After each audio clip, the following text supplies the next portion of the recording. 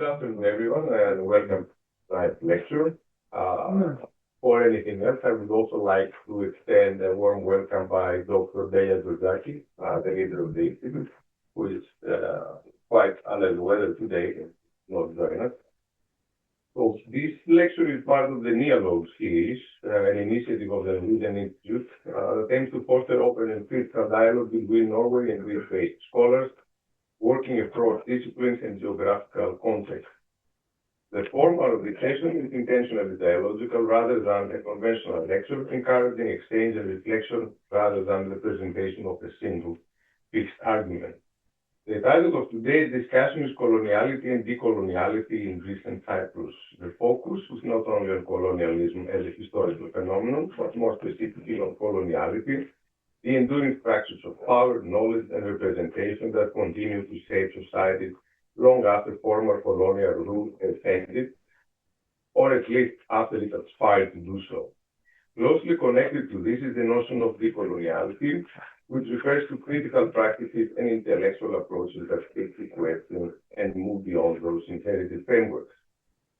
Although Greece and Cyprus are not typically discussed within classical colonial models, recent scholarship has increasingly explored how colonial forms of hierarchy, epistemic authority, and political imagination nevertheless operate in this context. This dialogue invites us to consider how such dynamics may be embedded in national narratives, citizenship regimes, visual culture, and everyday social life, and what might mean to approach them through a decolonial perspective. For this lecture, we are joined today by two distinguished anthropologists whose work engages directly with questions of power, representation, and social experience. In random order, Dr. Theodoros Rakopoulos is Professor of Social Anthropology at the University of Oslo. His research lies at the intersection of economic and political anthropology with sustained interest in sovereignty, citizenship, crisis, and collective organization. He is the author of influential monographs such as From Clans to Co-ops, Confiscated Mafia Lands in Italy, and Passport Island, the Market for EU Citizenship in Cyprus. Through his work, he examines how structures of authority and exclusion are negotiated in everyday life, offering analytical tools that are particularly pertinent to discussions of coloniality and its long-term implications. Dr. Konstantinos is assistant professor in the Department of Culture and Creative Media at the University of Thessaly. His scholarship centers on visual culture, media, and political imagination. His book, Tradition in the Frame, Photography, Power, and Imagination in Spartakrit, explores how images and visual practices shape social meaning and identity. His broader work, which also includes film and exhibition projects, highlights the role of representation and aesthetics in the formation of cultural and political narratives, adding an important visual and interpretive dimension to today's discussion. The other, Dr. Rakopoulos and Dr. Kalantzis, will engage in a dialogue that brings historical insight, ethnographic research, and critical theory into conversation. The exchange aims to rethink how concepts such as coloniality and decoloniality can be applied to Greece and Cyprus, and more broadly, how those ideas can help us reflect on knowledge production, cultural representation, and social power in the present. So without further ado, I'm hoping that it didn't step too much in your field with my introduction. Let us welcome our speakers.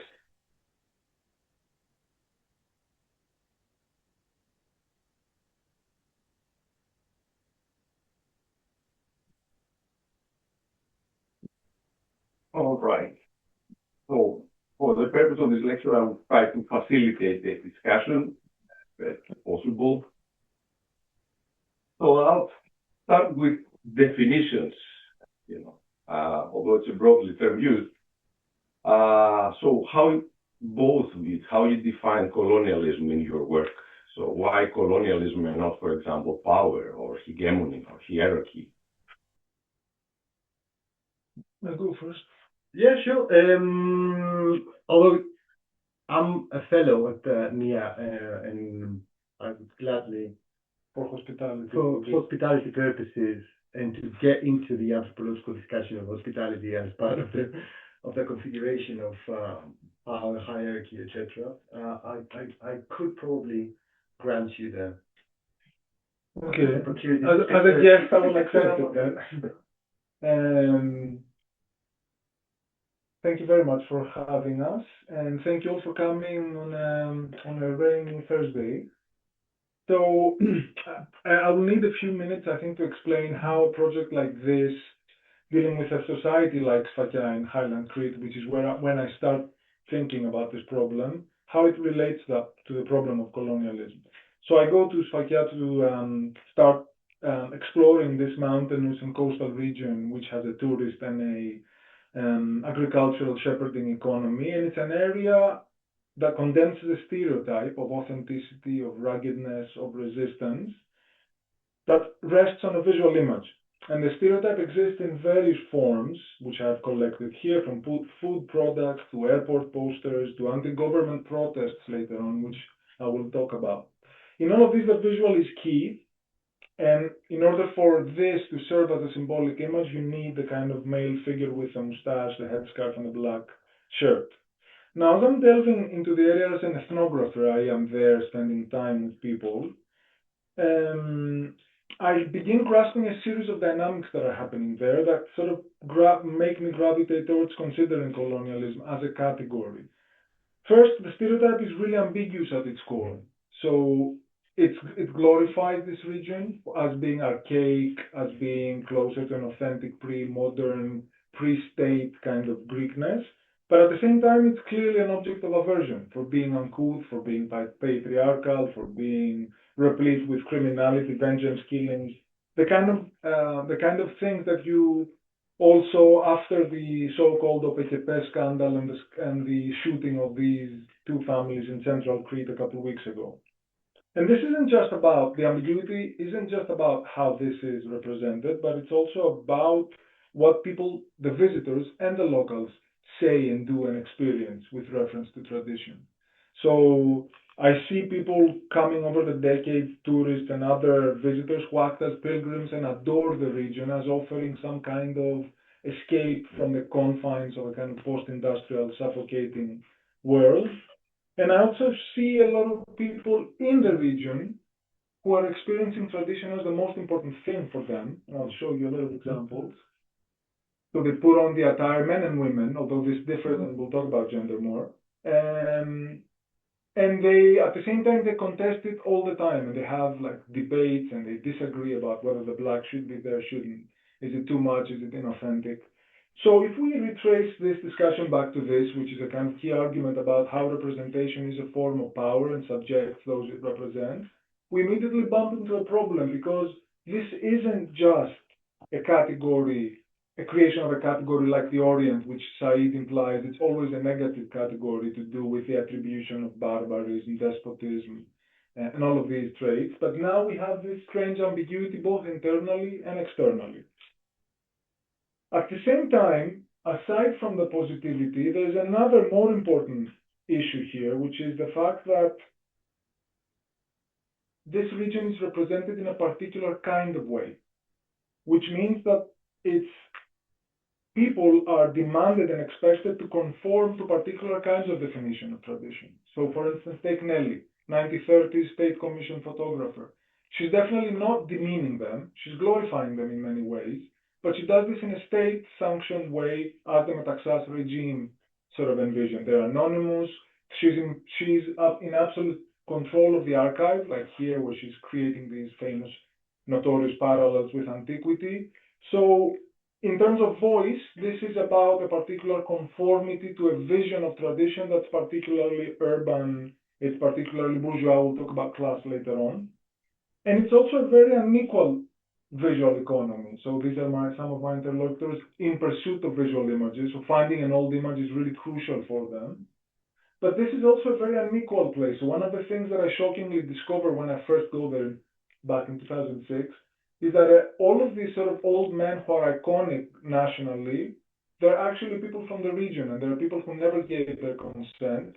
They ended up being postcards, posters, they ended up on food products, translation books, and so on, without them ever giving a consent. So that's a kind of more raw aspect to this, and these are particular people from the region.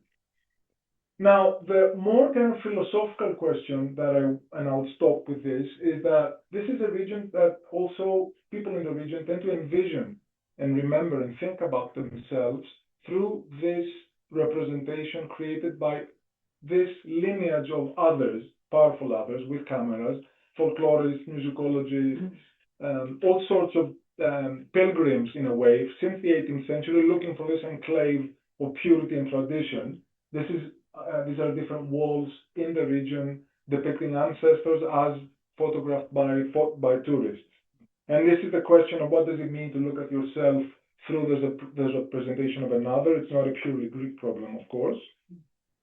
So I'm trying to think about this.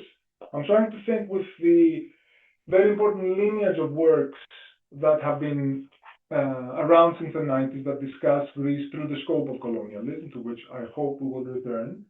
But the main problem that I have is that there's a particular kind of theorization here, which is quite fair and does justice to the problem, but it kind of assumes that as soon as the periphery, the Greek periphery, embodies any kind of an identity, either this is antiquity or traditionalism, it necessarily proves that it's just internalizing the external demand. And therefore, it always proves its victimization. The best thing it can do is compensate for the lack of real power. To remember a kind of memorable sentence by Michael Herzfeld. So I'm having the problem that what do I do with people who tell me that they shudder when they put on the attire, like those Swedish tourists here who sent this photograph to their hotelier? What do I do with my Sfakian interlocutor who put on the attire and cry and talk about folk? Am I displacing this question and making this a problem of false consciousness by saying that they don't know what they're doing, they're just reproducing hegemony for some higher reason, but in fact, they're just playing into this totalizing scope? So what I find in the post-colonial theorization is a way to actually account for the cultural complexity, ambiguity, and ambivalence that's at play without necessarily finding a black and white kind of way out of this. Gotcha. And thanks, Kosti, for accepting my suggestion to discuss. And of course, thanks to Nia for hosting me during my research leave away from Oslo and being home away from home in that sense. And to the organizers for pressing us with interesting questions. And obviously, the first question being definitional, I think is the key one. And it's and I would put forward the idea of history and geography and political economy quite firmly during this conversation. This is the project I'm working on right now that I call the right side of history, which is a debate that has been going on for quite a while. It has long traditions in Anglo-Saxon literature, really, and it's been transposed elsewhere, including in Greek language scholarship of late. So what is the right side of history? What sort of kind of evolutionism is implied in our understanding that there is a right side of history, and indeed we are at the right side of history. Say, for example, fighting colonialism, as this guy did, General Gripas in Cyprus. So obviously, of late I've been working ethnographically in Cyprus, which among the Greek-speaking areas, if you will, or majority Greek-speaking at least, is the one area that has actually, by definition, speaking, addressing the definitional question of colonialism, has been through colonialism. Whether it's interesting, in the historical conversation, how the Ottoman Empire is understood or not, rather, as an experience of coloniality, and indeed the Western domination of the place is. Cyprus is interesting, as in 1878 was passed from the Ottoman Empire to the British Empire, and then through perfidious Albion, through an interesting case due to a loan and to a debt that the Ottoman Empire had owed to the Britons, it was just swept away by the British Empire, and indeed was during the 1930s and the Palmer administration became one of the pillars of the British Empire in the general area. Colonialism has been associated with the anthropological gaze towards faraway lands, but in fact, in Europe, it has been inflicted upon 3 islands, right? Malta, Cyprus, and Ireland, all dominions of the British Empire. Now, the idea of Cyprus being a European country is interesting in itself, and it's one angle through which we can start debating as to what colonialism is, and indeed in the experience of the Greek-speaking populations. This is where Cyprus is, as you know. It's a member of the European Union. When the EU, and I write it in my last book, when Cyprus, which was seen as the greatest achievement of Greek diplomacy in the last 50, 60 years, it was a Semitic project. When Cyprus joined the European Union, the Archbishop invited all EOKA fighters to celebrate the union with Greece, as Greece was already in the European Union. So finally, via the European embrace, we become part of the mainland. This is obviously the right-wing conservative historical narrative in Cyprus, as you know, and it doesn't represent all Cypriots. What does represent all Cypriots, though, and that's where I'm firmly positioned, that when we're talking about colonialism, the post-colonial question, and indeed decolonizing theory, is geopolitics. Colonialism is, first and foremost, about geopolitics. And in the case of Cyprus, it couldn't be more blatant. Look at what Cyprus is. It's a stone's throw away. When I did fieldwork in Cyprus last time, I was invited by the American University of Beirut to give a talk there. The flight was 25 minutes. That says it all. This is what colonialism is about in the way I see it, and I'm arguing for the materiality of colonialism. The symbolic aspect is particularly important. The debates about decolonizing the Greek-speaking world are particularly interesting. That's why I wanted to have this conversation. I'm drawn to these debates. But the materiality of colonialism is what I want to be positioned firmly in. And geopolitics is part of it. Cyprus's dominion had to do, of course, with cargo ships, right? The global trade that goes through Suez. I'm not going to go into details now.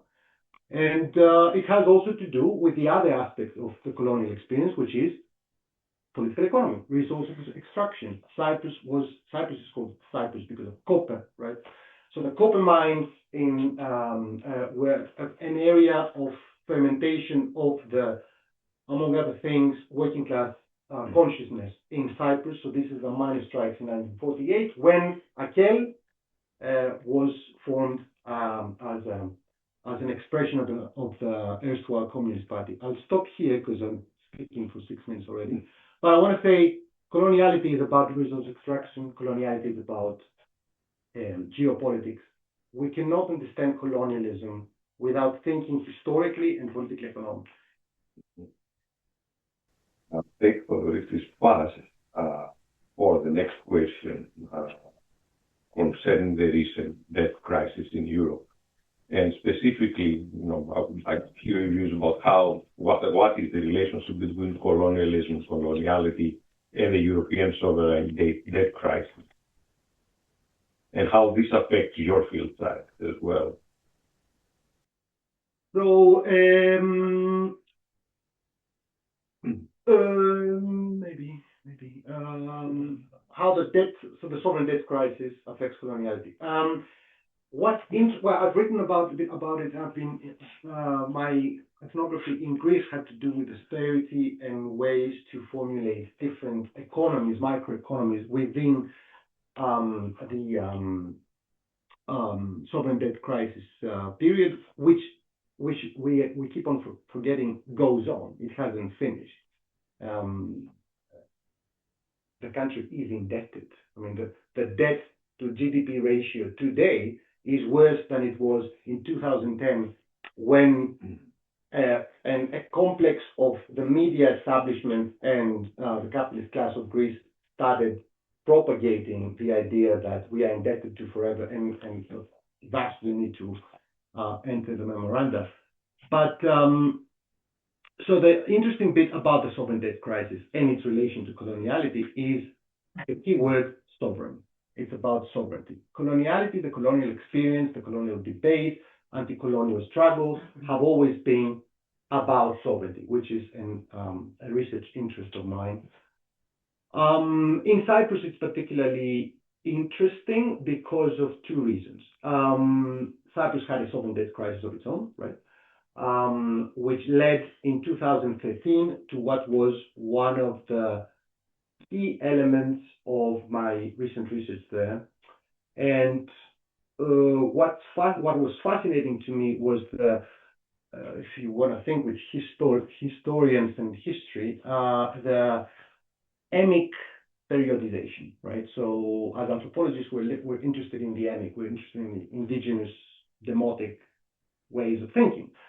And periodization, periodology is what historians are into, or critically thinking historians. And there was a periodization in Cyprus, among Cypriots, across all social classes, as Greek Cypriots, about sovereign debt crisis. So 2013, which is when the banking system of Cyprus collapsed, was a word that I would hear every day in the field. Each and every person I talked with on an interview level or an informal level, because I was interested in the selling of the Cypriot passports to Russian, Chinese, and other investors. So everybody was telling me this business of selling the passport began in 2013. So 2013 became almost a synecdoche of 1974, because 74 in Cyprus, of course, as you understand, is an emic. Like you say 74, people refer to 74. It's the end, but also the beginning of the Republic of Cyprus in many respects.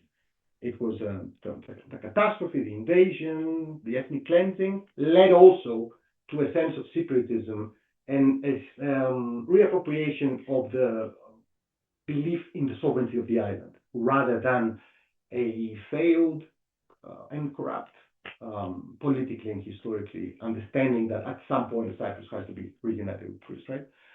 So the sovereign debt crisis in Cyprus, having been related to that part of the sovereignty domain, was something that people would refer to that constantly, and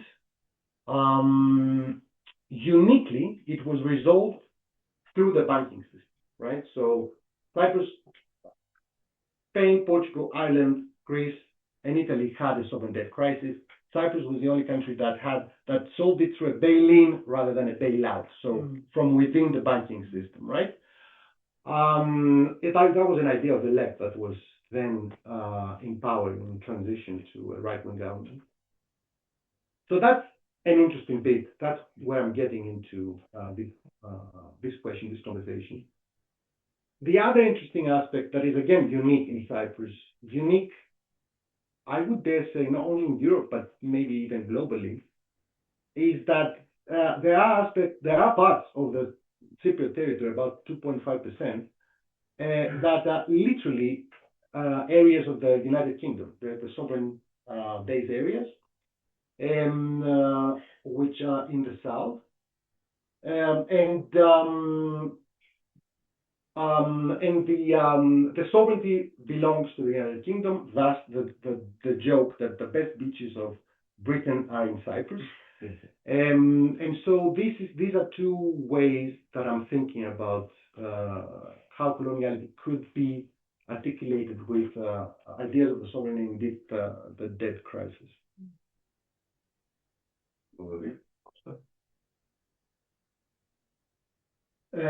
Okay, so this is where things become complex. I started by saying that Sfakia is a region, but it's also not just a region. It's this fantasy of a place that's rugged, so it's beyond the kind of geographical confines. I have first of all, I would like to think about the crisis, which is a problematic term in many ways, but I'll just take a step back from this and say it is a historical phase that started in 2010 with the bailout deals between Greece, the IMF, the European Central Bank, and the EU, and it has a series of characteristics. So we have this plan that includes a series of structural adjustments, but we also have a lot of things that are happening at the level of cultural experience, among them anxiety about what's happened over the years, kind of public thinking about concepts such as patronage, anxiety about the position in Europe, feelings of bitterness about surveillance that's coming from Europe, that's kind of reactivating things that pre-exist. And we also have a kind of public arena. We have articles about leftist newspapers venerating Greeks resisting. I'll return to this with Documenta 14. They're also very kind of moralizing, which you've written about kind of public northern media talking about the laziness of the South. Now, the first thing that happens, and I think this is really crucial for the discussion, is that colonialism as a term leaves its confines, which up until then were either the Communist Party talking about colonialism and imperialism with reference to the military bases, or the intellectuals, our colleagues that deal with colonialism as a theoretical problem, and then becomes, even outside of the leftist media, a kind of term that is used daily. And that's like a really important kind of first observation. And what do people think and refer to? The ingredients have to do with surveillance, constant audit culture, assessment, conformity to European rules, national, and that's very important to return to your original, is colonization a material reality in Greece? There's a discussion about a national political elite that agrees to externally imposed rules and thus enforces them internally, which is a really important aspect of this discussion publicly. And of course, not everyone agrees as to what this is. And this isn't just people who disagree and they belong to the so-called anti-austerity front. Mm-hmm. But what's really interesting is that I find people who are part of a very understudied constituency in Greece, which is the people who are actively for the structural adjustment. So there is, no one has studied them, in part because anthropology favors the subaltern resisting.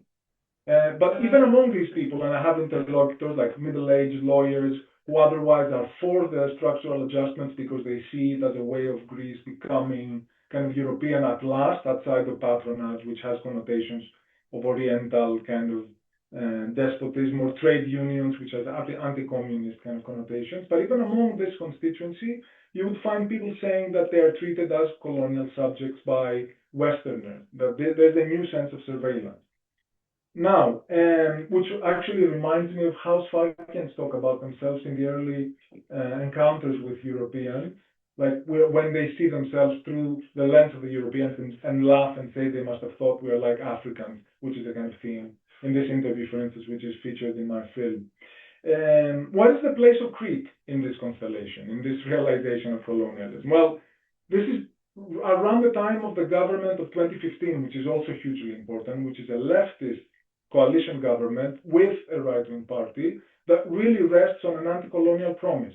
Mm. So during that time, Crete definitely offers this possibility of an anti-colonial nativism. Mm. Not just for the left, and I'm saying something that you'll probably find controversial in a bit, but becomes really crucial. And this really concerns me because nativism, i.e. the idea of a native, uniquely kind of an essentialized native culture as a way of reacting, resisting, is a kind of old theme in anthropology, but also in my own work. And you have various iterations of this, how Cretans are like featured in protest, but also in right-wing fora and various other things. Yeah.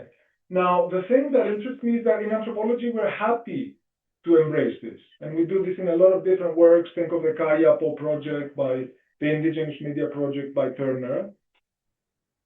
But at the same time, this kind of localist fantasy may have its ugly underside. So is this nativism, for instance? Brexit, Trump's first storming of the Capitol Hill, which is now becoming this other monstrous sequel.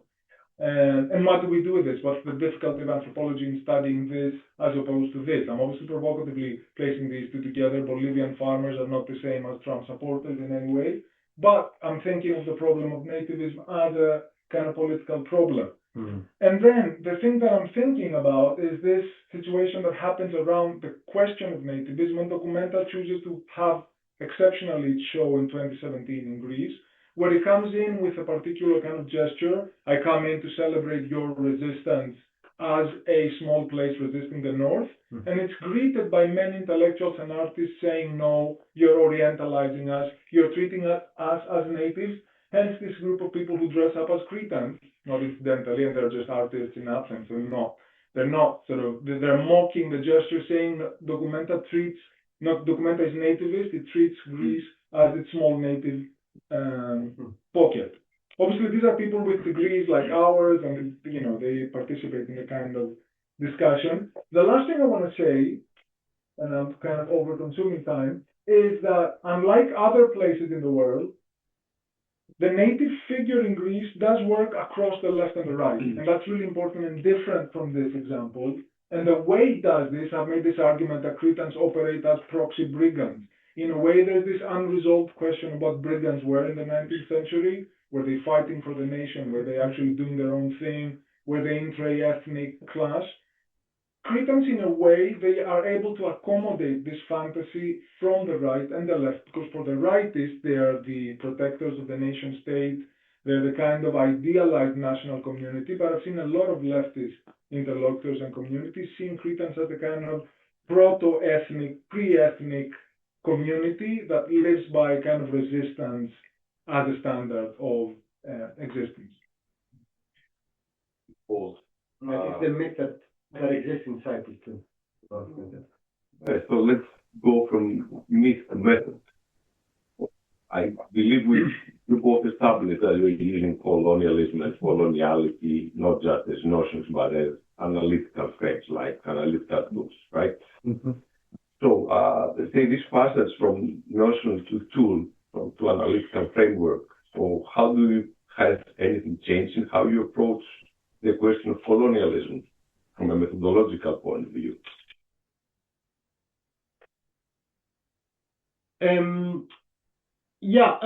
So the method that I understand going into the discussion about colonialism, coloniality, and indeed decoloniality is an articulation of anthropology with history.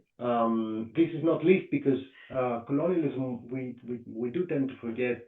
I mean, the kind of discussion is about how colonialism is experienced still, but that's symbolic, that's through discourse, that's through a number of, through the cultural industry, etc., etc. But there's also colonialism that has been experienced by people who still live, right? The colonizer left Cyprus in 1960, late 59, after an agreement between, that brought in two more colonizers, right? Greece and Turkey. And after a sense in which the decolonized new polity, the Republic of Cyprus, which would be a bi-communal society, which eventually wasn't, would be part of the legal, the UN, etc. But the subjects that have lived through colonialism in the 50s and the anti-colonial movement that uniquely in Cyprus was not pushing for sovereignty of a new nation state, but for being enmeshed in the sovereignty of another, having sidelined, of course, the minority population of Turkish Cypriots and others, is still a stake. Okay, so first of all, it's the narrative of the new nation state. The main, if you visit a Cypriot city, you're most likely to find at the center two avenues, one named Makarios, the other Rivas, so the two main leaders of the IOCA. And the IOCA is a guerrilla, was a guerrilla organization. Many of its members are still alive, and coming to answer the question specifically, I interviewed them to find the right side of history, which you now understand, of course, I mean not only the right as in the moral, but also the right-wing side of history, which, again, uniquely in Cyprus, is I'm not trying to make of the place an absolute unicorn. I mean, Angola had an anti-colonial war that was fought by communists, but also nationalists. Mozambique, the same.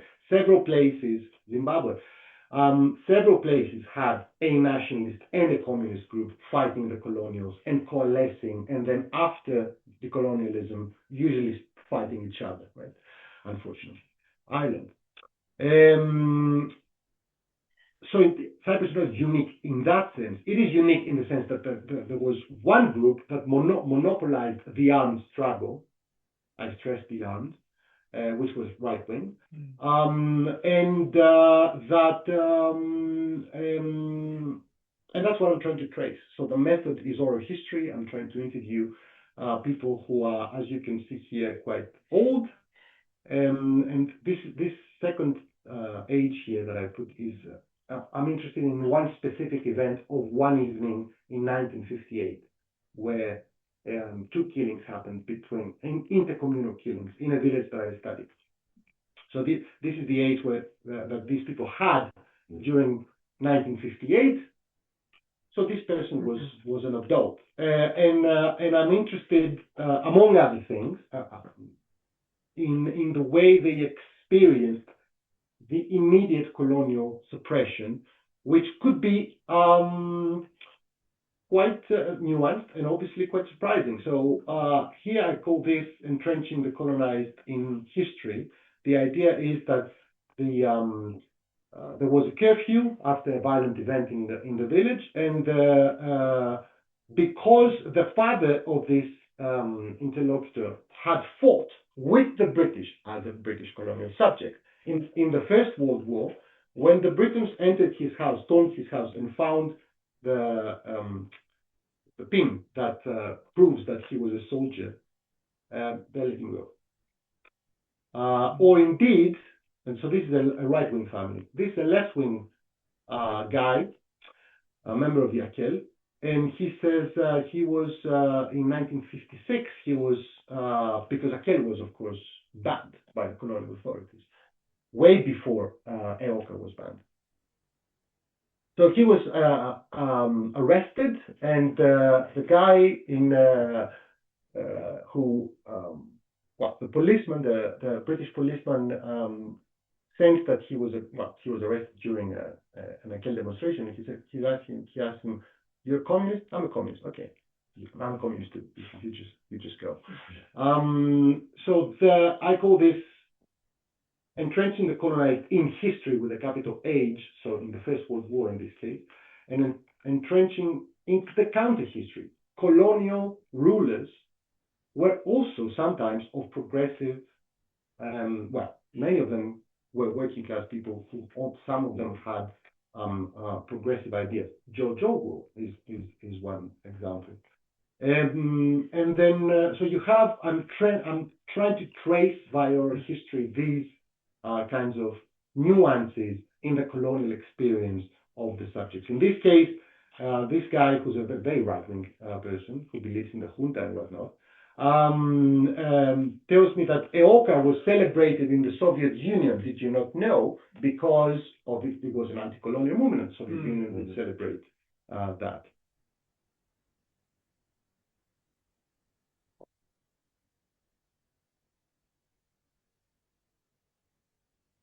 Okay, so my methodology, I'm going to return to this and talk about a little bit the way I utilize the visual, because this is crucial.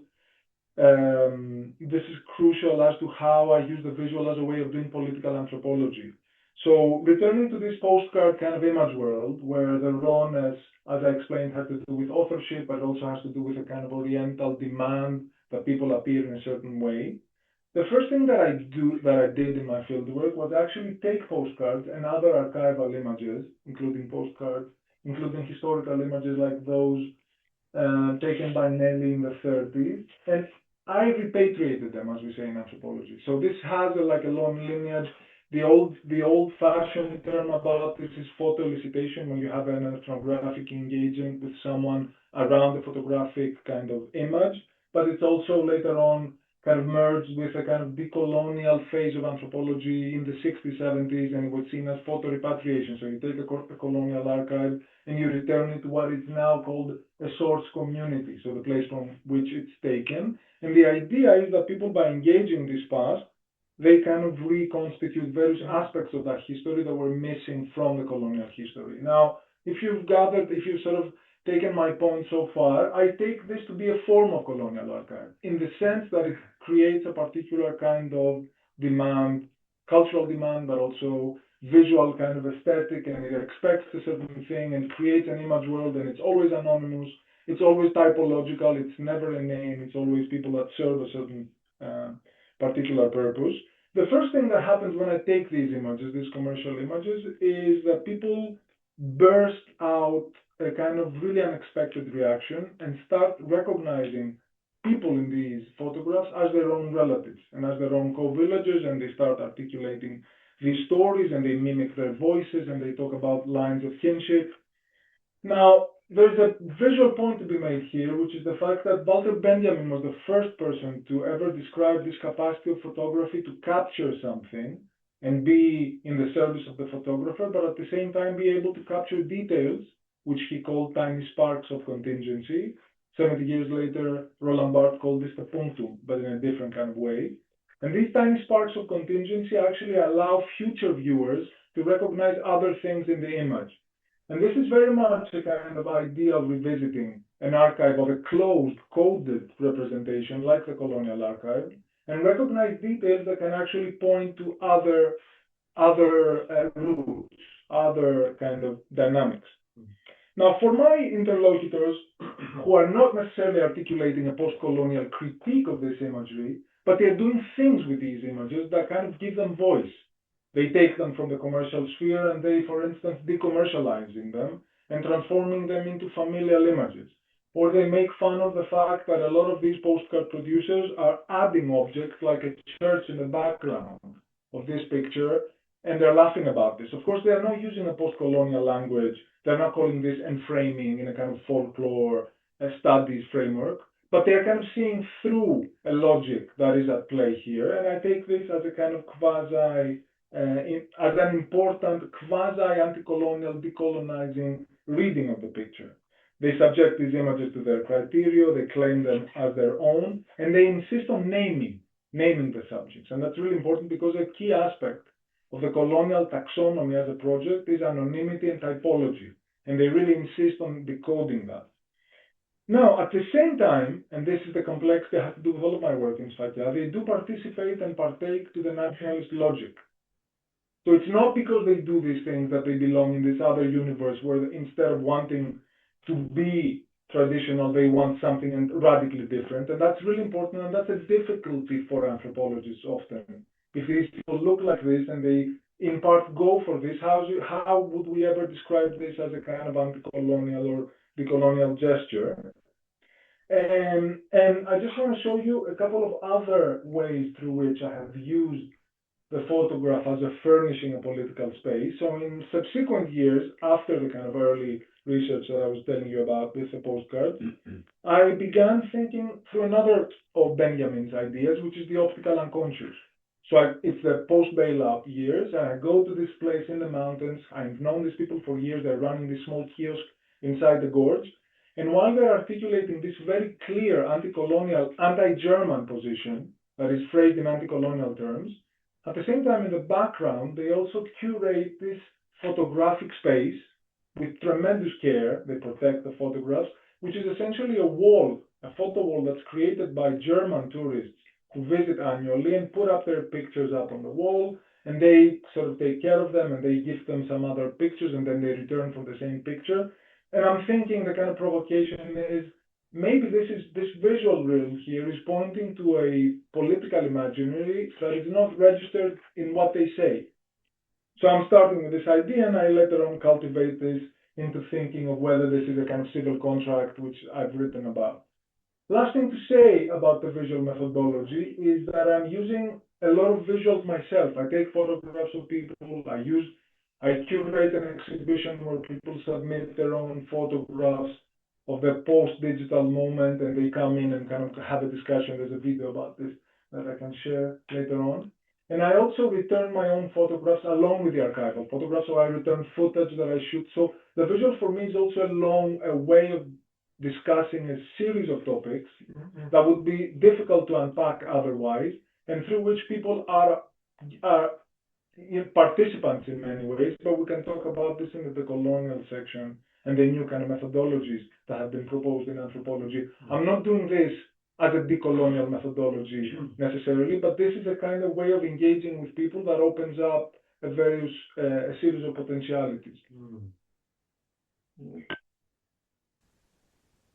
So, next question is about how and to what extent is colonialism, the colonial condition, a historical notion?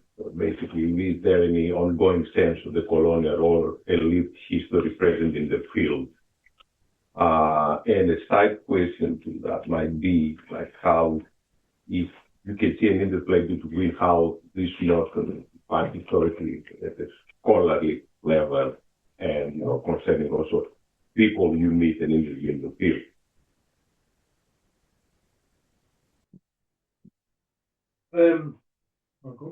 Yeah, sure. As far as I'm concerned,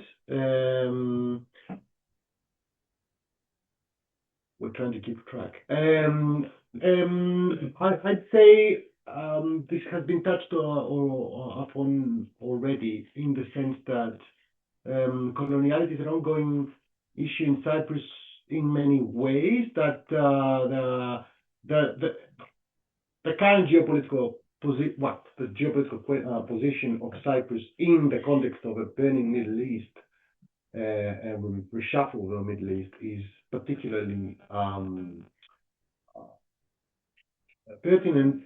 I mean, there were airplanes leaving from RAF airplanes leaving the Dekelia base to bomb Yemen a few years ago. The leader of Hezbollah said if Cyprus goes on like this with its position vis-a-vis Israel, there would be repercussions.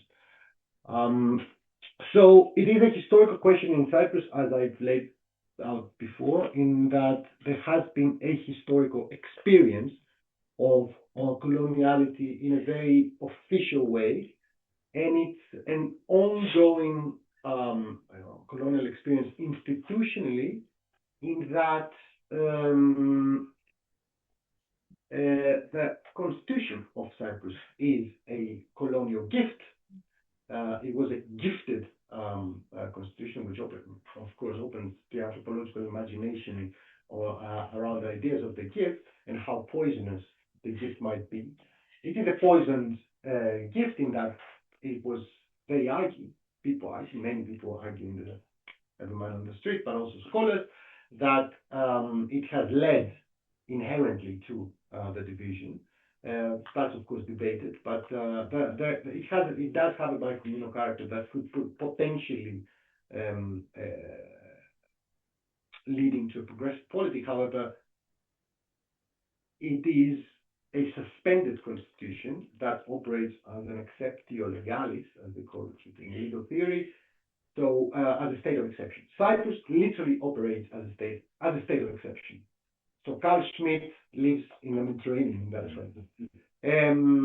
So it is this idea of ongoing coloniality is also institutional, and it is like one might appreciate when they visit a post-colonial country, the symbolics of the existence of the anti-colonial struggle, the memory of the anti-colonial struggle, etc., are almost schismogenetic for the case of Cyprus, in that they were divisive, but also they gave, the narrative goes, birth to an unwitting or unwilling even birth to a state entity. That was not the aim of the anti-colonial movement, but it nevertheless became. So the state of the Republic of Cyprus is, in many ways, an ongoing weird outcome of the anti-colonial condition, which is still debated And I chose this picture from Limassol. Rivas was from Limassol. And in the Limassol area, there's this park with the guarded statue of Rivas. These Greek flags are always garmenting the statue, and the statue of late has started to become vandalized. Limassol is also has a kind of is a port city. Has been especially in the past dominated by the left, and Rivas is a child of the city, but also someone who's not seen very well by many of its inhabitants. So the vandalization of his statue has happened several times. So I took to speak once while I was there. That said, I mean, this anti-colonial leader is seen as an absolute hero by much of the population. So the historical question of lived coloniality and experienced decoloniality is ongoing, and it brings history to the present. It's a history experienced in person. So that's how I would address this kind of more historical question. I want to talk about the thinking later on, if you will, in the decolonial kind of question you posed. Okay, so I would refer to the historical. I would go back to the post-debt kind of bailout deal sense, and the first thing that I would like to say is I would like to think of history as a kind of cultural experience more than an actual parameter that has happened. And in that sense, I want to talk about how, in my view, after 2010, as other ethnographers have, of course, noted, there is an intense spilling of historical imaginary into the public domain. And this is obviously a cultural reflex, the importance of history in reading and experiencing the present by ethnographers way before us. For instance, David Sutton talks about analogical thinking, although if we think about the colonialism literature, the kinds of histories that people invoke to read the present present us with a problem, because these are the kinds of histories that are also classicist and conservative and so on. But anyway, I want to think about what happened in the post-bailout deal moment through this kind of dual representation, which I think speaks a lot to the national imaginary that emerges post-2010. So if we're thinking of the national construction through photography, a gendered kind of experience, a gendered kind of attribution of qualities, think about the photographs that are portrayed here from the 30s and the 40s. Nelly on the right, state commissioned, depicts Sfakians as the kind of male figures that are traditional and kind of, in some ways, they're the figures that are supposed to resist. Voula Papaioannou on the left depicts Distomo after the massacre of civilians of 1944, a year after in the memorial, as an assemblage of widows and orphans through what Mukherjee calls the horrific sublime. So now Germans in the post-2010 period, as you'd all probably recognize, are being conceived as executors of austerity that descend from the executioners of the 40s, and that's really played out in the public sphere. Now, this translates into a very interesting thing. First of all, again, this is the moment of the Syriza-Anel government, and it's very important that for the first time, government officials are speaking about reparations money that Germany never paid to Greece. So this isn't just something on the air. This is a reactivation of something really real. And the government is making these claims, although it's critiqued locally for never really seeing them through, which is a classic critique in Greece of politics as being ineffectual and never really producing the result that the people who claim to be. Now, what's also very interesting for me in this period is that I'm faced with a paradox. So I meet a lot of people during this anti-kind of colonial, anti-German moment, and they expect that the Sfakians are the ones who are going to, in a way, redeem the situation. They're going to kick out the tourists. And they're really disappointed, because the reality of the matter is that Sfakians, because of a complex social organization to do with hospitality, segmentation, things that maybe we can talk about in the discussion, they have very amicable relationships to those German tourists, and they really accommodate them and incorporate them And this is not just sellout, as people say, through money, although the Sfakians themselves say this, the hospitality is a sellout, and it's a kind of internal way of colonizing us. But it's because of the segmentary dynamics of hospitality, which I can explain later on. But the people of the mainland, so I start this other project and I go do research in Kalavrita and Distomo, which are two iconic areas that suffered from civilian massacres from the Germans in the 1940s at the end of the war. And this is also has a parallel photographic aspect, like this woman who's this iconic Distomo woman who's photographed by Life magazine photographer. And one of the things that I noticed there is that unlike the Sfakians, so the argument that I make about the Sfakians is they developed these amicable relationships with the Germans, despite the external demand that they resist and kick them out. And this registers a lot in photography, because the Germans since the 60s have this pilgrimage relationship with Sfakians. They go back, they bring the photographs they took, they gift them back to the Sfakians. You saw the wall I showed you early on. And I'm not going to say it's photography itself that facilitates it, but there's definitely a kind of thing going on, a kind of exchange and citizenship between them that's facilitated through photography that kind of goes against this expectation that the Sfakians kind of kick them out.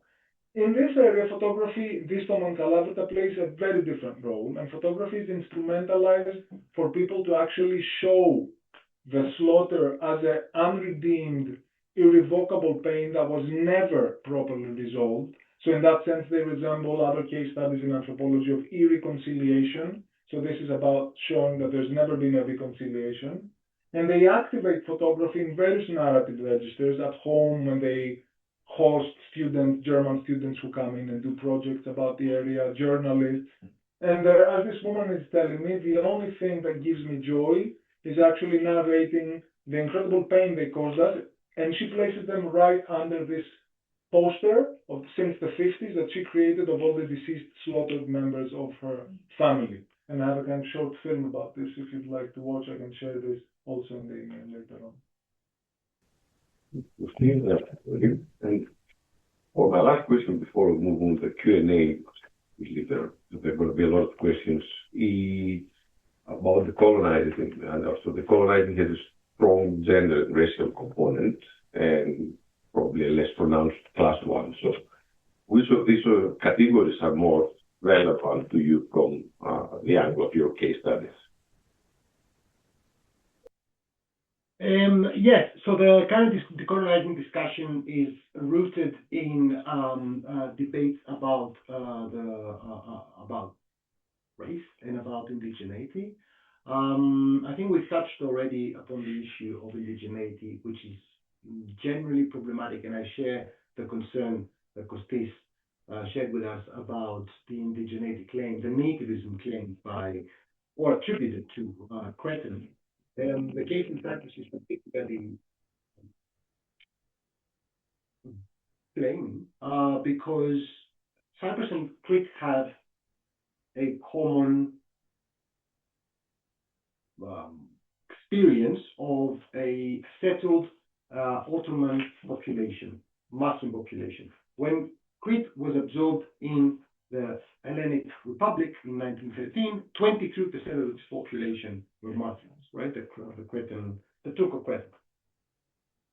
18% of the population of Cyprus in 60 were Turkish Cypriots. There were very different processes that followed the absorption of Crete in Greece, and then the first years of the post-colonial republic in Cyprus. Entirely different, and one informs the other. In fact, Turkish fears of the repetition of the Cretan experience were the case in Cyprus, in fermenting nationalist sentiment among Turkish Cypriots. So the ethnicity component must be inserted in the conversation. My concern with nativism is that when Greek Cypriots say we've been in this island for 3,600 years, that's the idea of colonization from the Akkadians, Akkadian Mycenaean Greeks. 1600 years before Christ. So this is the mythos, right? What follows this kind of nativism is, and we're going to chant the Turks in the sea. So generally, I share this kind of concern with claims to nativism. Anthropology is, or could certain trend in cultural anthropology of late could be slippery on that front, I feel, and particularly the idea that this kind of anthropology comes from a settled colonial country, the US, that has a very particular experience of genocide, extermination of indigenous populations, etc. A very particular experience of race.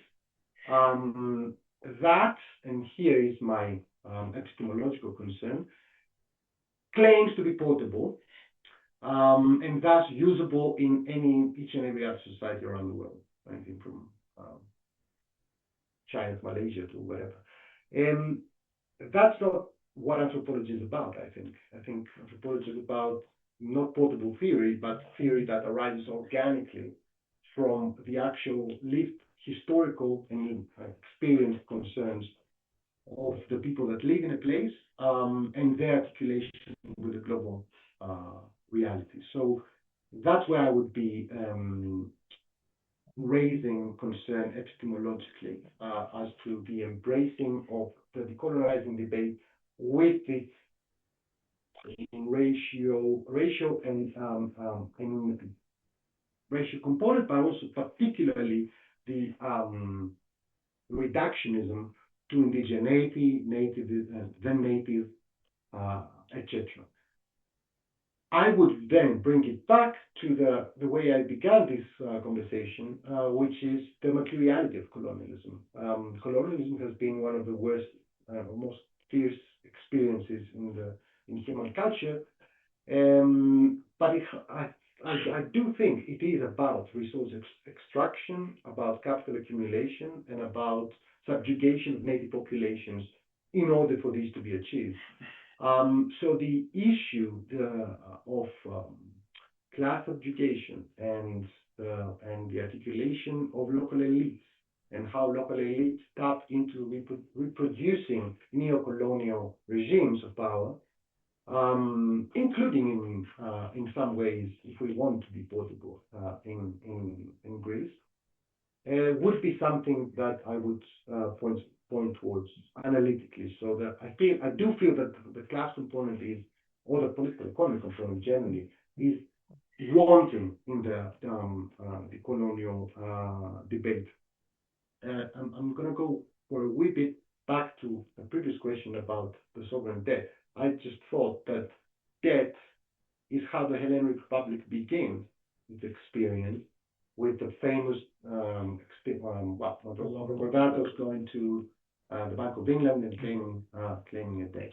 And debt in the colonial experience is particularly pertinent if you follow any revolutionary new republic. Haiti is the classic example, right? C.L.R. James has written about this, and how the Haitians were asked to pay the debt to the colonizers that they beat in the establishment of the post-colonial republic.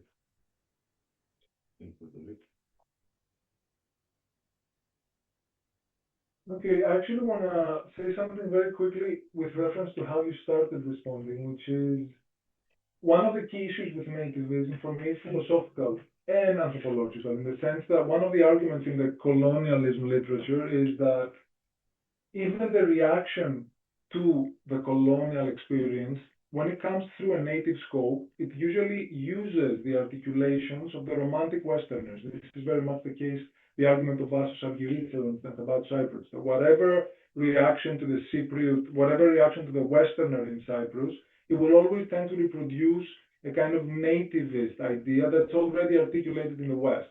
It becomes a bit of a manic argument and kind of tautology, but there's a lot of merit to this. I had a slide here which I can't find about how, for instance, the 19th century depiction of Kolokotronis was a romantic depiction by a German general, Kratzheisen, And in 13, 14, when Christopoulos escapes from prison, he uses that Kalantzis portrait behind him when he produces his YouTube manifesto, and at the same time, it's the same portrait used by the Bank of Greece. So there's something to be said here about how, and I've talked about this in this Proxy Brigands publication. I'm going to find the slide. It's somewhere here. The other thing to say is that I think that the colonized urge, as it was discussed in Greece, has a useful kind of contribution, which is it asks to think of Greece as a colonizer and a perpetrator, which is a kind of different to the previous discussion about colonialism. And I think there's anthropological work done, for instance, by people like Andea in Corsica, where he says that the invocation of victimhood can become a way of actually becoming a perpetrator against other minorities by invoking you've been a victim. And Akis Papatakis, who's here, has written about how this idea of the hospitable Greek was a way of incorporating the migrant other, but this is also a very hierarchical and particular way of seeing yourself with reference to the foreigner. But going back to class, there's a very important, I think, passage in one of Michael Hertzfeld's articles where he talks about his mugging. Maybe you know that. It was around the time of the Aganatismeni. And he has this claim, which I think is quite accurate, and it's very much to be seen in the current government kind of constellation. He says that in Greece there's a trend for Occidentalists, so people speaking in favor of the West as a hierarchical superior thing, being part of a political elite that acquiesces to every claim from outside, but then becomes relentless internally. And this very much played out in the first years of the austerity measures, where you had this constituency of people being really slavish in the eyes of their critics outside of Greece, but then imposing these measures internally. And this government in particular can be critiqued, the current government, who signs all of these treaties about green energy, which does all of these things, and then it's a kind of Occidentalist devotion. And that's a question of class, of course, because who are the elites of the 19th century that colonialism literature talks about? It's the people who are educated in Munich and come back to become the archaeological service that Hamilakis Yannis talks about. They're the people who come in and become the kind of, they found the state in the early stages, and that's a question of class. And the same question can be discussed with the current administration. Last thing to say about gender. One of the problems that I bumped into by using a kind of post-colonial scope, and a problem that I had was, not pressing the bell is out of the matrix. Yes. I must have pressed. Right. Can I go quick? So one of the problems I have is I'm trying to think about representation through the Saidian scope as a form of power and subjection. And at the same time, the people who I'm talking about as phrasing an anti-colonial critique are people who are, from a gender perspective, they're masculinist and patriarchal, to simplify things, because they're more complex than this, but to simplify. So how is it possible to speak about a kind of anti-colonial form if at the same time the people phrasing this are falling into other forms of power that are reproducing kind of structures of power? And this is an old anthropological problem, obviously, and has to be resolved through context and through doing ethnography. And the thing that I want to show you here is a kind of ethnographic incident that I had. This is the slide I talked about. This is the Kalantzis romantic portrait, the native that goes through the romantic gaze. So I go and participate in this film as an extra, where I go and play the Cretan villager with other Cretan villagers in a film by Malea, the filmmaker. And the film is a very it's written by Yorgos Papandreou's brother. It's a very Occidental scenario. The idea is the politician from the center goes in the periphery with these comical, weird locals, and they establish this perverse patronage relationship, which is comical. But perverse patronage also means it's Oriental, it's not rational, it's not Occidental, and all of these things. And one of the things that I noticed there is that despite the fact that this is a super artificial framework, all of the clothes are artificial, the guns are artificial, people enter into a kind of trance. and they drink and they get drunk and they stop the filming. We're in this mountainous location and they become really recalcitrant. And at the end, the film kind of almost never happens because of this. And I'm thinking, along with sort of my experience of how people dress up and perform traditionalist sort of gestures like this is a form of refusal and resistance to the filmmaker at the level of representation, because the filmmaker wants to commodify them and use them as in a particular scenario, but at the same time they do this through a medium that is obviously masculinist and patriarchal. So can you have resistance on one level and have reproduction of other power structures at another level? Obviously, yes. The anthropologist in the back is nodding. But I'm saying this is not a simple question, especially when you're showing this in a kind of class context, for instance, in a university class context. Yeah. And you're saying this actually negotiates power on one level, which is the power, the kind of representation as power, but then it reproduces something else at another level. Yeah. Okay, I'll stop here. Maybe we can have a... Thank you both.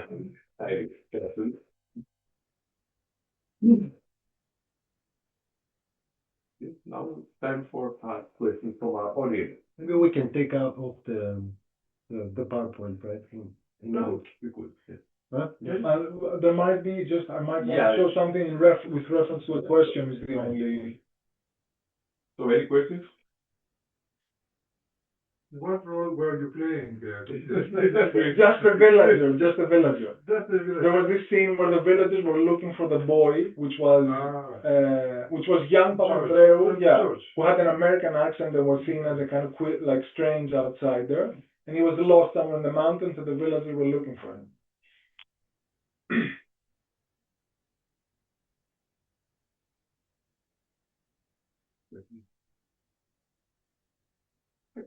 I want to ask it. And this has to do, with field work and your interlocutors. So how much aware are of this discussion? Like how much they experience in their everyday life, everyday practice? Good question. Of coloniality, etc.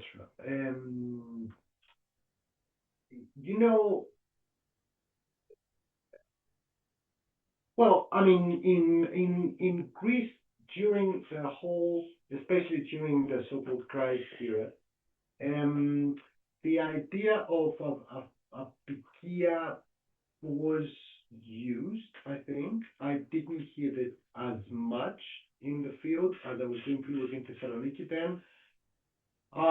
It was used, interestingly, by left of center people, Apikia Hreus and all these kinds of formations. So dead colony. So these kinds of analytics were becoming popular among certain activists, etc. So, which is interesting because in Cyprus too, I mean, the people that mostly refer to to colonialism are often left-wing activists too. The emic, of course, in Cyprus is I Englesi. That's the term for the term apikokratia or apikia is rarely used, but I Englesi is a term, so which means the English. It's a term that's very often used, and it has various ramifications, infrastructure, for example, right? So it is something that the Greek gaze in Cyprus, so people from Greece that visit Cyprus also replicate this kind of mytho-historical aspect about Cypriot infrastructure that is allegedly of a way higher standard than Greece, and it is attributed to the colonists. Interesting, this, right? So, I have been very interested, being recently interested in the Greek case of Cyprus, and Konstantinos Kalantzis, who's here also, has been particularly interested in this and wrote about this, that that kind of great gaze upon an actually existing colonized place, hence also my concern with the overusage of term colonialism to understand Greece is just historical and pragmatic, that it hasn't been colonized.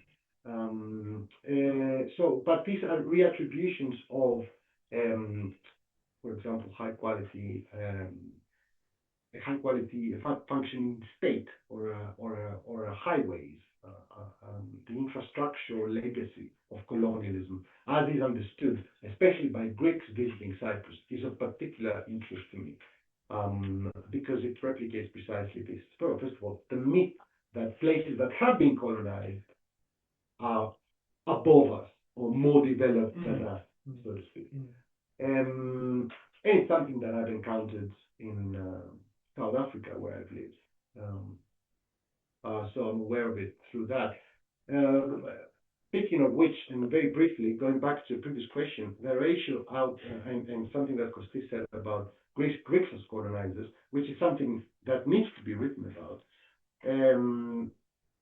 Greeks existed and still exist in South Africa, and they were seen as, the Greeks and the Portuguese, and to the Italians to an extent, were seen as small whites.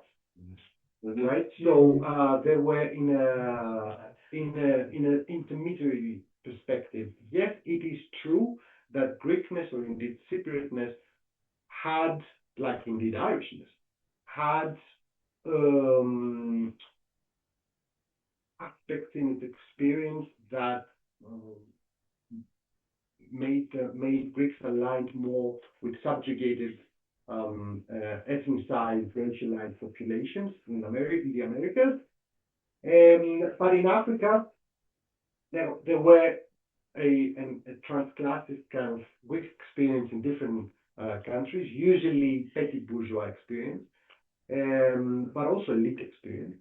In South Africa, more pertinently, but of course elsewhere, Uganda, Zambia for sure, Zimbabwe, and even the Congo.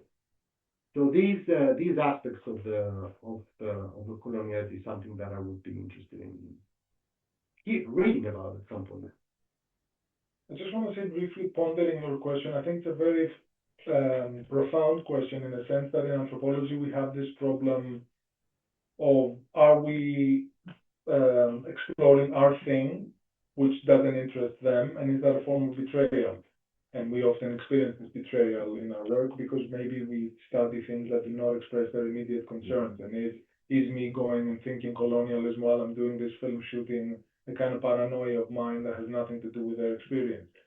And this betrayal is really significant as a kind of as an ethnographic experience. But I would also say that first, at the level of local cultural kind of immediate, as I claim, colonialism does become a term that is used by people in Greece following the kind of 2010. But also, even if it's not used, I would make the argument that there are particular ingredients like internalization and reproduction, like a sense of surveillance as the guiding principle. For instance, at Beans Fakyan, very often people would say, whenever they were in an exuberant feast consuming food and drink, they would say, "Oh, stop, Angela Merkel is watching." This is not a small thing, though. Obviously, it's a small thing, it's a joke, but it's a serious thing, because what it denotes is that there is an imagined presence of a sovereign looking at you during moments of exuberance, which you feel have to be penalized. So this is not a small thing. So I would say, yes, there's the aspect of betrayal, but at the same time, I think there's a merit to actually use a category like colonialism, even if your interlocutors are not using, if you have a clear rationale about it. And the whole crypto-colonialism, Michael Herzfeld's argument, is that there are diagnostic criteria of this. I'm not going to go as far as say that there's a diagnostic criteria, but there are characteristics of these places that are buffer zones, that have high civilizational claims, that are compensating for the lack of power, and so on. Yes, please. Thank you very much. I really enjoyed the combination of these two papers or interventions together, and the fact that Theodoros is kind of very firmly, Cyprus has been a colony, and then Kostis coming with all those disclaimers and asterisks, and kind of a more perhaps symbolic approach to the matter. And I was wondering what this kind of difference between these two ethnographic contexts and materials can tell us about the concept itself, whether it points to particular limits, and I am also interested in what I kind of understand to be several claims of coloniality, γίναμε απικία, μπανανία, είμαστε πιο κάτω τη Zimbabwe, which are of course present in Greece. I don't know, I'm not familiar with Cyprus, and which don't necessarily seem to have a specific agent to whom things are being accounted to. Like, so to go back to Konstantinos' paper, perhaps, the case of the presence of these disclaimers is also meant to describe a particular configuration where there's something that looks like coloniality, but we're not sure who's making it, who's behind it, and we're not sure where we stand in relation to it. So this is one set of observations, and the second question is whether you think that it might be also relevant to reflect on, this kind of this call to decolonize the discipline. I wonder if these conversations should also be put in tandem. I have a bit of an immediate reaction to it. So your first comment, both of them are really important points, and thank you very much for asking. Your first point is really, that touches me because my field site is the first place where I realized that there is a very, it's racist in many ways. When people say, when they're sitting in the line of a civic service and they shout, this is Uganda, obviously what they mean is that Uganda is, or that on a principle level, inferior, therefore we are being like Uganda, therefore we're being inferior. Vis-a-vis a kind of imagined Angela Merkel, again, it's the kind of imaginative surveillance. So this is in many ways a reproduction of the hierarchical structure, which I'm sure people like Michael Herzfeld would say this is a criteria of crypto-colonialism, because you constantly have a yardstick and sort of are punishing yourself because you're not Western enough. But at the same time, one of the things that I noticed in my field set, so this is a still from a man who was describing to me that the old men in the postcards are like when you go to Zimbabwe and you see natives with like jewels. And asking, do you think that the old man and the Zimbabwe natives have a commonality? Yeah, of course, in the eyes of the tourist. And this is a constant theme in Sfakia. But the thing that introduces a complexity to this racist hierarchy is the fact that the Sfakians at the same time had lots of affection for these other places. So they often, for instance, in moments of drunkenness, gun shooting and stuff, would call each other Taliban. But at the same time, in the morning, the Taliban were obviously not the proper polity. It was the inferior polity. So there is this ambivalence here that's important and needs to be taken into account, which is a perennial, I think, in many ways, kind of Greek ambivalence about West, non-West. The second question, I think that the discipline thing, the reason I have stayed kind of, even though I'm using visual methodologies, for instance, which there's this whole trend about doing multimodal anthropology as a way out. I am kind of averted to the very canonical aspect of this and the very orthodox aspect of this, and the fact that there is a kind of prescriptive agenda. I think there's a lot of decolonial things that can contain hierarchy. For instance, the renaming of informant into interlocutor and interlocutor into collaborator. I think this can be very murky from a political standpoint. Are they in fact collaborators? Maybe if they co-author the piece. So a lot of the multimodal things are doing very important things, undoubtedly. But what I'm saying is the canonical and prescriptive, and often creating this sense that we are in the same kind of, we're in the same side, can also be, I think, potentially murky and problematic. There's clearly a decolonizing turn in the humanities and social sciences, and it's particularly felt in anthropology, I think. What I would think the instruments to do this should be, because I am for it in many respects, but so I'm not against the content, but I am questioning the form. I think the way it starts and it has been developing is via a philosophical debate that has been introduced in the discipline, which brings me to an earlier comment I made, which is, for me, anthropology is the exact opposite. Is engaging theory, but from the ground up. So rather than bringing theory into a new ground, into a different ground, that kind of blueprint theory, in an oxymoronic way, is almost kind of colonizing. To think with that all the natives of the world share the same or even similar identities is, I mean, it's obviously clearly ridiculous. But to listen to indigenous ways of, for example, you mentioned the windmill turbine, the alternative forms of energy, which is actual colonialism in many respects, right? Because it is resource extraction. You bring, you destroy the natural environment, but also the political economy of agriculture. You take productive land away in order to export clean energy. Okay.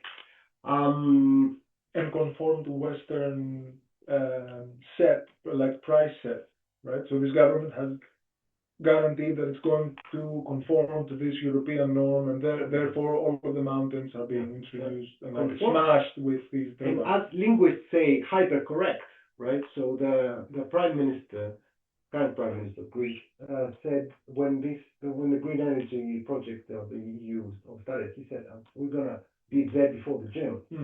And they,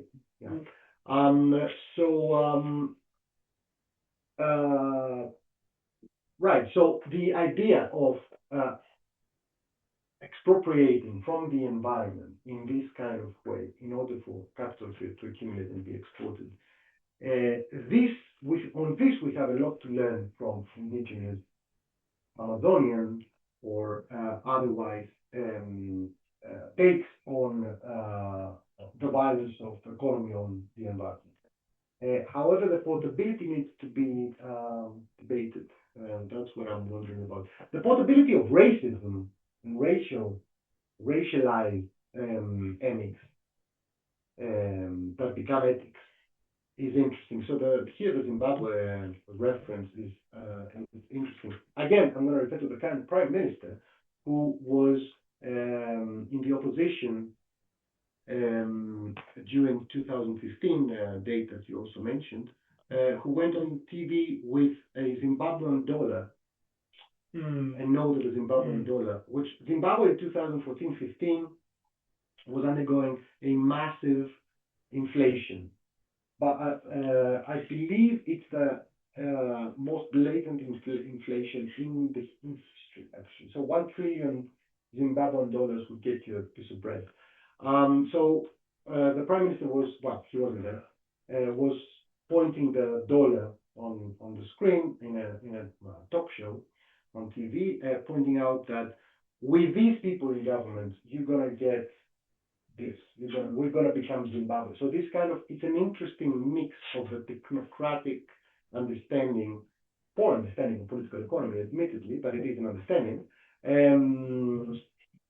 That fuses with kind of this kind of racialized and racist take on the other, I think. You?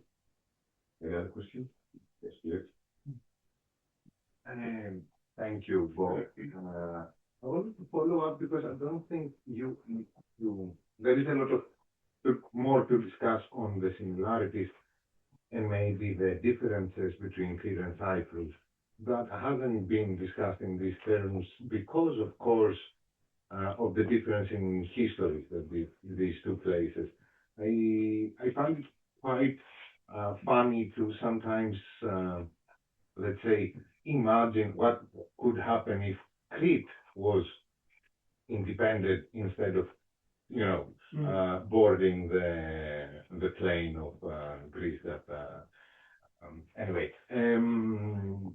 because we have parallel histories, the Venetian and Ottoman past, and then it was interrupted by the British Empire in the case of Cyprus, and then almost Cyprus was part of Greece, but then there is all this discourse of the independence of Crete, and then we have the formal Greek state and the national narrative that represents the ones as this very nicely, even pre-ethnic natives, resistance and stuff. However, anyway, and then on the other hand, we have the representation of the Greek narrative about Cypriots, which is quite weird. The only thing you actually see is a bit of envy because of their economical status. As if there is no history behind that, as if they weren't on the mountains wearing the same trousers than Cretes, and it completely ignoring the today. Maybe this is also true for Greece, for Crete, that is ignoring the representations are ignoring the today's actual everyday life. In my case, I think there is a lot of psomi there, a lot of things to discuss there. In my case, I found the Herzl crypto-colonialism narrative very interesting. I use it to explain this stance of Greece towards Cyprus, because they are not, if, as Herzl says, crypto-colonialism puts Greece in a position that it will never be modern, that it will never be Europe. Cyprus is already there. There is no question that if it's Western or not. It is, because of the colonialism and because of their economical status. I think in the eyes of Greece, of Greece. So, in my case, I think this is a very good narrative. I don't know, because I think today it was quite, there was you were discussing two things, the Crete relation with the Europe and other big forces, and also at the same time we were discussing the relation between Greece and Cyprus in a colonial terms. It's really interesting that in Cyprus now, and with this I'm closing, that in Cyprus now there is a resistance towards Greece as a colonial power in the Greek Cypriot side, and a resistance in the Turkish Cypriot side to Turkey as a colonial power. Actually, in 2022, there was a bill passed in Greek Cypriot Parliament after an Akel proposition, and they deemed Rivas that we shouldn't give any more,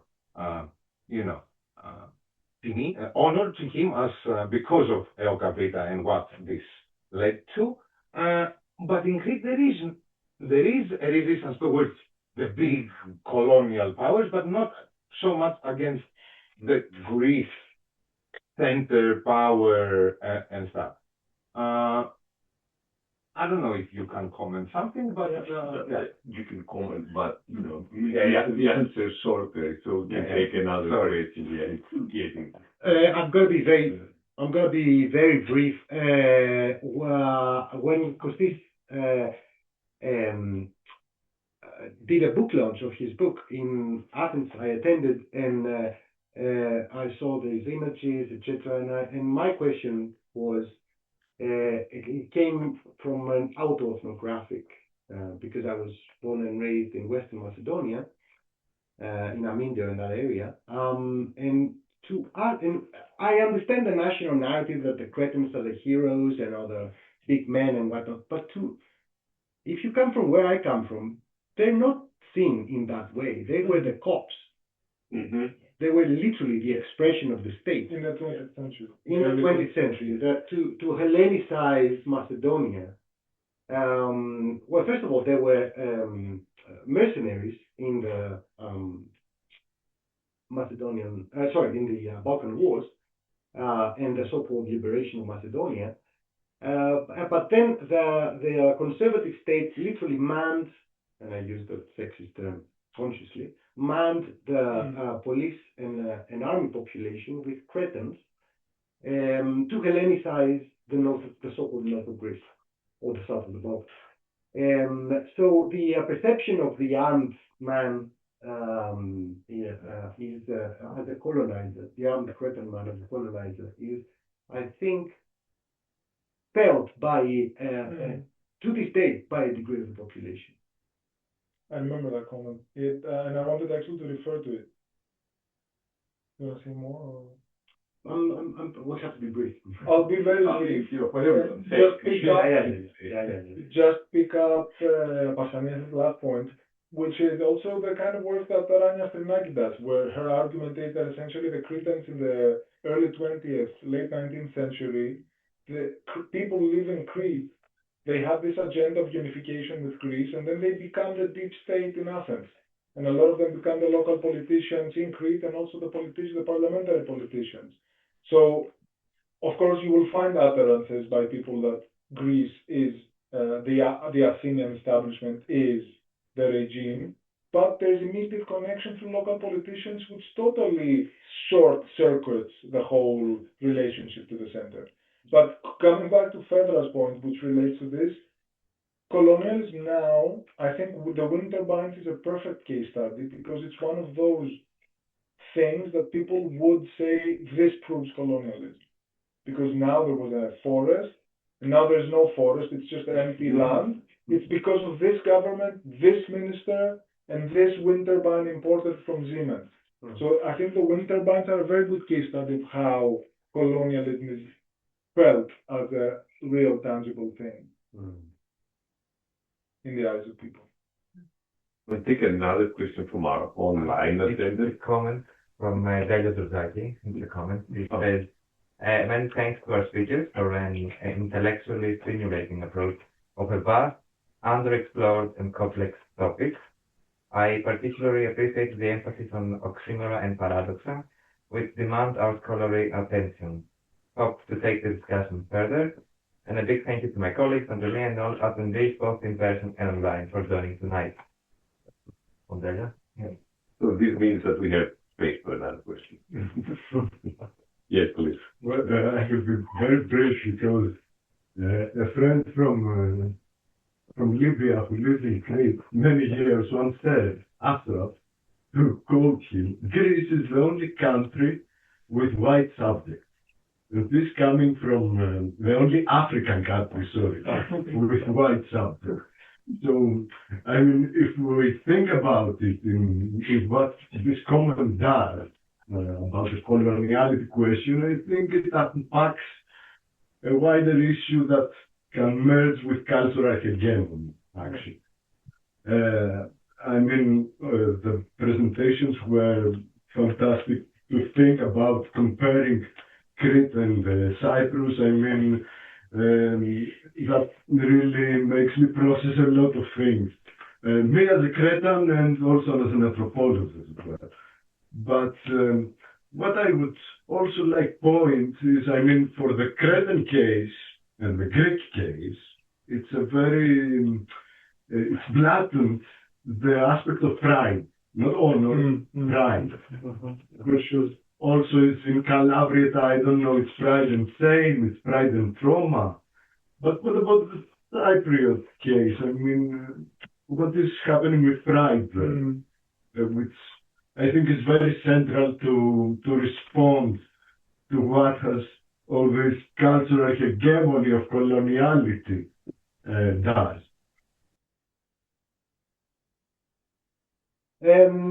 So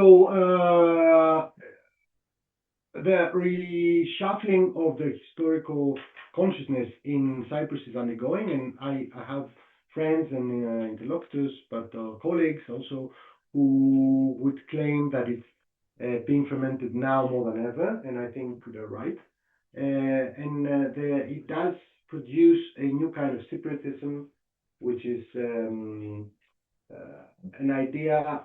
Cypriotism is by definition internationalist, or at least inclusive, as Cyprus has always been a polyglot island, etc., and post-ethnic in that sense.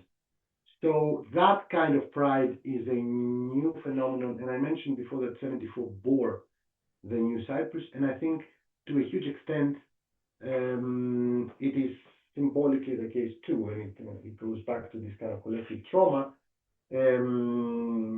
The symbol, the national flag of Cyprus, for example, which is a beautiful, very Pacific, it's the first flag in the world to have the geographic formation, thanks, of the country on the flag, and so it is post-ethnic par excellence, and is celebrated by many today, way more than there is a diminishing of the Greek flag, I would argue, by a long stretch, if you compare it to a generation ago. And I think it goes back to the trauma of 74. Until 74, the Cypriot flag was not particularly used at that point. But there was an earlier comment, at the beginning of your comment, I wanted something to say about that. Africa, yes. So Africa. So the other place where I did field work is Sicily. Okay, so my first book was about Sicily. I still write about Sicily. One of the great Sicilian intellectuals, Leonardo Sciascia, who's an author, and his book have been translated to Greek, etc., was a left-wing communist intellectual, very enlightened and blah blah blah. However, he did have this kind of substantialist, almost essentialist understanding of Africa and Europe and really Sicily. And he has this book that argues for the La Linea della Palma, so the line of the palm tree. And he argues that the line of the palm tree goes up with the modernization and indeed post-modernization of the economy. With what you actually have is more Africanization of Europe. And the first victim, according to him, is Sicily. So mafia is the Africanization of Europe. Not everything. Yes, that is very dramatic. Yes. Very quickly about Ashraf, there's something that I have encountered a lot, like the 2 decades that I've been on Crete, which is that there is a segment of migrant population. This mostly happens with people from the Balkans, Albanians especially, in Sfakia, for instance. But I've seen other African populations also who are migrants in towns, but also the rural periphery. There's a segment of them who tend to mingle well with the locals and are given a certain space that is not equal, of course, exactly, like not the coffee house necessarily, or some coffee houses, not every coffee house, not every time of the day. So not to deny, of course, the kind of exclusion and hierarchy, but I've seen a segment of them actually reproducing a lot of the Cretan pride in their descriptions of why they like it there. So I had a lot of people reproduce the same kind of checklist as to why Sfakia is important, very often narrated to me by Albanian interlocutors who've been there for like 10 years. Yeah. So you've been colonized. I mean, that's why I'm posing it. It poses an interesting question, this reproduction of... Similarly, in Cyprus, Cyprus is, with Spain, is the country in Europe with the largest population of immigrants in the population, over 15, 18, maybe 20%. And many among them, many Balkan people, Eastern European, Ukrainian, Russian, and from the Arab world, and they speak Cypriot. They don't speak. Of course. They don't speak Greek, right? They speak Cypriot, and so that's an interesting. Well, it opens up the inclusivity of Cypriotness, but also it's an entering into the Greek world via a place that they don't understand as Christian. It's not. And the ones in Crete speak a very heavy Cretan dialect. Like, it's not dialect, like accent. I could, it's not a question, just a remark to what Kostas said about the left wing, and since you reminded us of other wrong left theory. You said that nativism is, where in Greece works also for the left and for the right. It's not only nativism, because I am an expert in left wing in Greece, okay? I'm thinking of that a lot. And I think there are some of the theories that are wrong, like theoretic artists, okay? And the whole ideology that says that as a country we are a colony and other countries tell us what to do, okay? And this is a totally wrong theory, which provokes many problems in the Communist Party political activeness in the whole history. But there are some points for left people in Greece, the trauma of the Civil War and also the trauma of 1965, where they are right.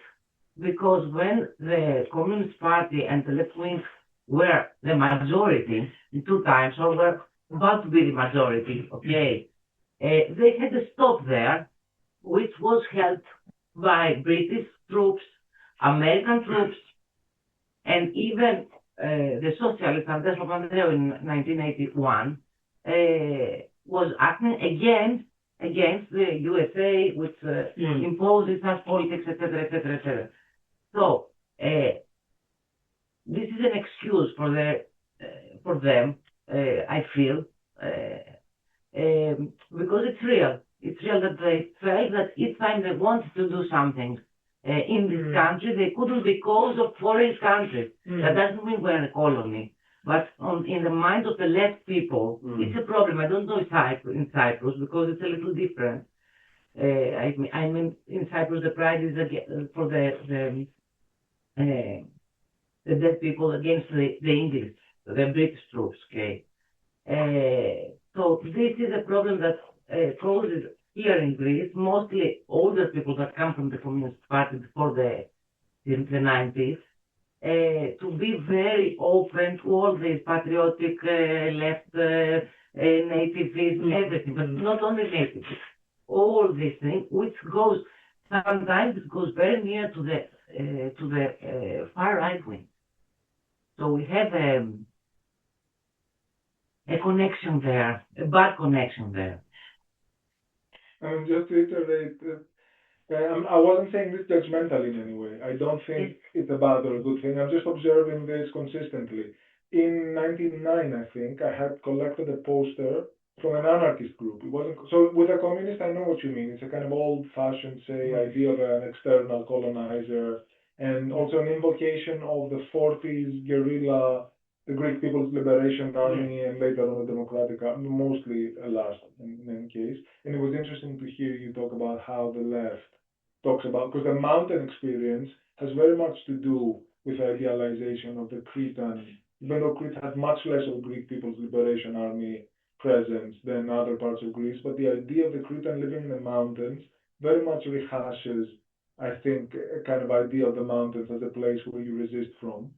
But the 99 poster was an anarchist group which was saying, this was early Zoniana, not the one with the shooting. So this was 5 years before the shooting that ended up with kind of troops that went there.